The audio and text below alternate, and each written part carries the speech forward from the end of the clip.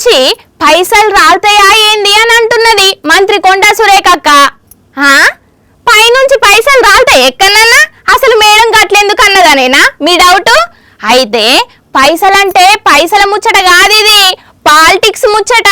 BJP వాళ్ళు వాళ్ళు ఏమైనా మీటింగులు పెట్టుడు జై శ్రీరామనుడు, మీటింగులు పెట్టుడు జై శ్రీరామనుడు.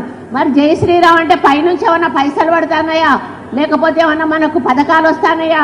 బీజేపీ మీద కొండ సురేఖ మేడం కోపం చేసుకుంటా బీజేపీ మీటింగ్లు పెట్టుడు జై శ్రీరామ్ అనుడు, అట్లా అంటే మీదికించి పైసలు పడుతున్నాయా, పథకాలు వస్తున్నాయా అని అనబట్టింది. అంతటితో కూడా ఆగలేదు, ఇద్దరు మంత్రులున్నారు రాష్ట్రానికి, ఏం తీసుకొస్తున్నారు అని అడగబట్టింది.